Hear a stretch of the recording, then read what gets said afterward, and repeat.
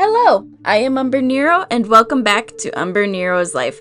Today's video is layout building new Pokemon Snap. So here is the fourth layout that I built this year. And for this one, I used the artwork for the cover of the game as kind of my inspiration. It basically was a wooden board with photos put on it. So that's kind of what I wanted to do. So the background, I decided to make like a piece of wood. So simple to begin with, but it does get more details later on, trust me. But I needed to make sure I had the spot where the video would end up going first.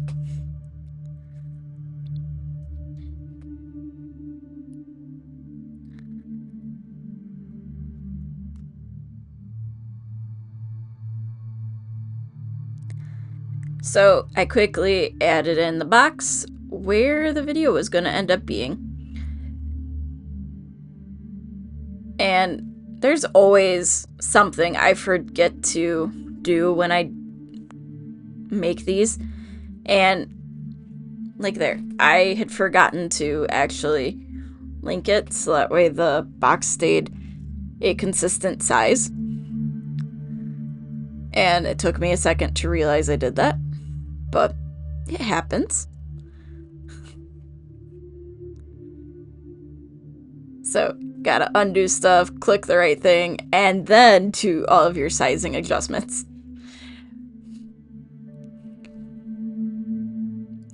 So this one, I knew the window where the game is going to be was going to be a little bit smaller than the past layouts I made for here in 2025 because I wanted this to look like a Polaroid. Like right where the video is going to be. It's going to be a Polaroid because why not?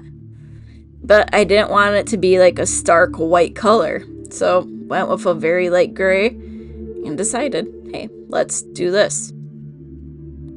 Make it work. You would think I would have learned by now to not draw my lines outside of where I am putting them. You would really think I would have learned that by now. But I didn't.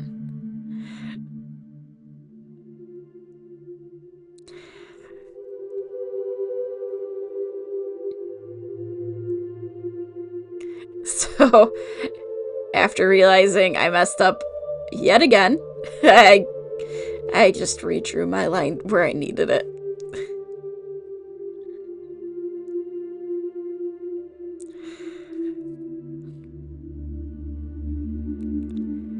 I just copied, pasted, moved it down. There are ways to get your things to show up how you want them. So, on a Polaroid, at the bottom, there's a good amount of space where you can write stuff, but I didn't want this to be too overwhelming. So, I just did a nice little Polaroid.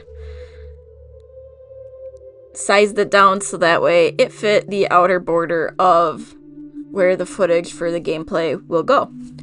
And had that, and it's like, alright, so there's that done. Now I just need to do all the detailed work. And since I wanted it to look like this is on a wooden board, I wanted to include some wooden like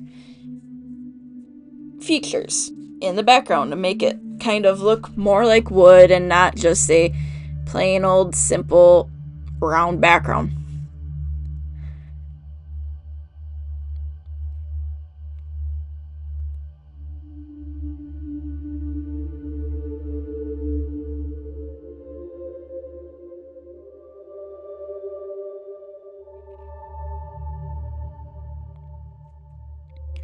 So I was thinking, how can I get this to actually start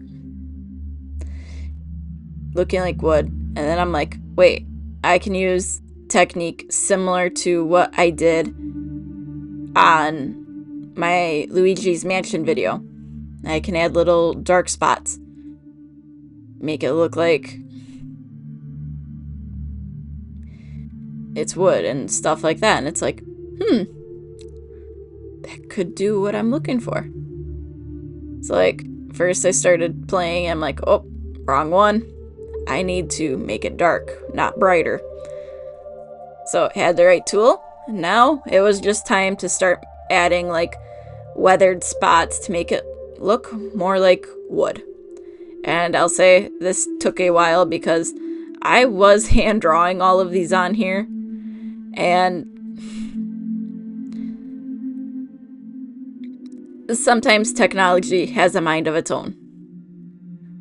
But I didn't want these to be too thick because then it just didn't feel like cracks in a board.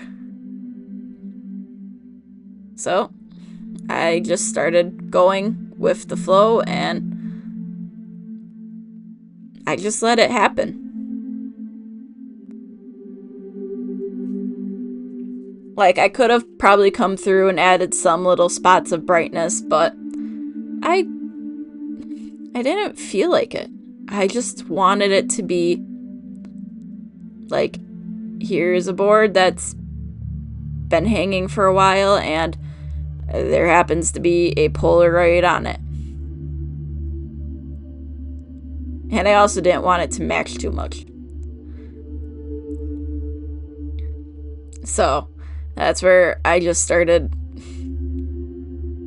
just scribbling, really. Some are straight lines, some are diagonal. Some of them had a slight curl to them. Because wood grain isn't always simple and nice. It can have its imperfections. And that is something I've recognized a lot this year is imperfections are fine. You need them for things to look really good. Because if everything looks perfect, nothing's perfect.